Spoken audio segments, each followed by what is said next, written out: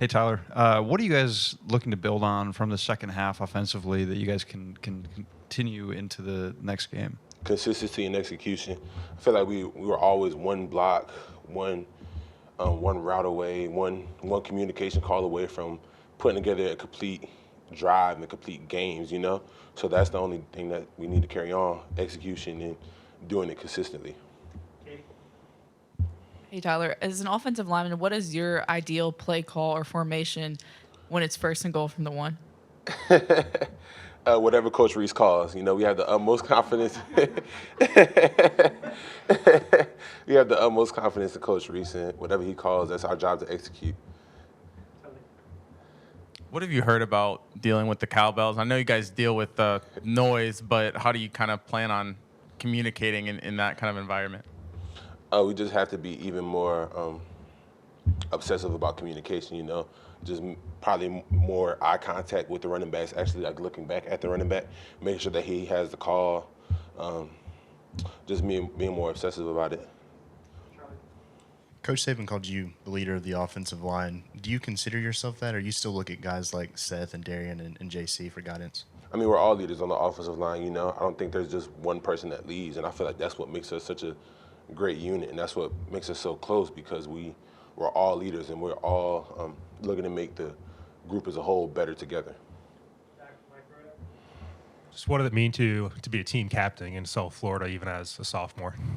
It means a lot, learning a lot from guys like Will and Bryce last year, seeing how they carry themselves and just carry myself in the same way. And it's really just an honor to be a captain versus USF, to be respected by my teammates and coaches, and that honor is really a great honor.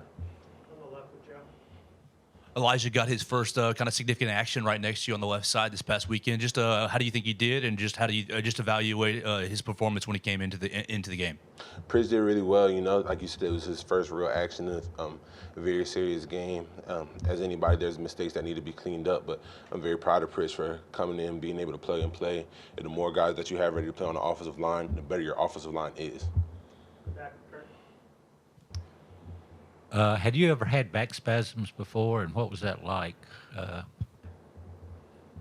I haven't had back spasms before, and they hurt really bad, so we just thought it would be best if I didn't play against USF. But feeling a lot better now, and I'm looking forward to going into Mississippi State this weekend.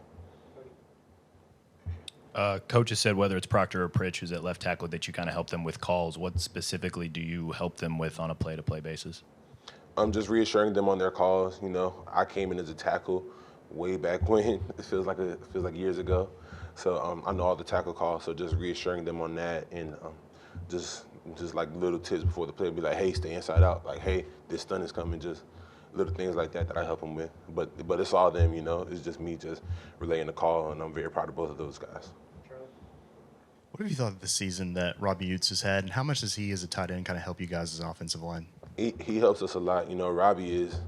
Robbie's a dog. We consider Robbie one of us essentially. The way he comes in and blocks for us, and that everybody loves him. Whenever he catches a pass in the stadium, he gets that Heath Miller effect that he used to get in Pittsburgh.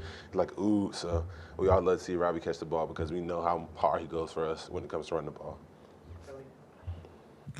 When you're relaying calls like that, does it kind of almost form a telephone where you hear it from Seth and you pass it down, or are you giving Caden or Elijah things on your own, or how does that kind of work? That's exactly how it is. I probably say it's like a telephone effect. So I hear from Seth, then I tell Pritch or Proc, and we just go from there. And then, like I said, I'll give them little tips and reminders right before we go into the play. Be like, hey, eyes up for this, look for this, be mindful of this, and then we just go play ball. But you don't want to tell them too much because you don't want them to be thinking too much throughout the play.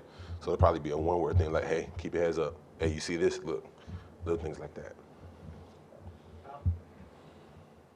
Hey, Tyler. How much energy do you guys get from the defense? I asked Jalen about this yesterday. You guys, they certainly had a great performance. Does that spill over to the offensive side? It does, and it means a lot to build momentum.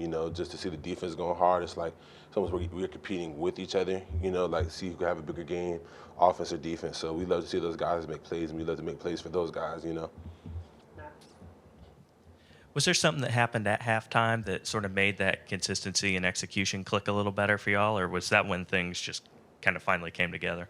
That's when things just finally came together. I don't think there was a specific moment We were playing really hard. Like I said, we just weren't executing consistently. But it all came together in the second half, and I feel like the time that we have built, the time that we've had as an offense, probably just clicked right then.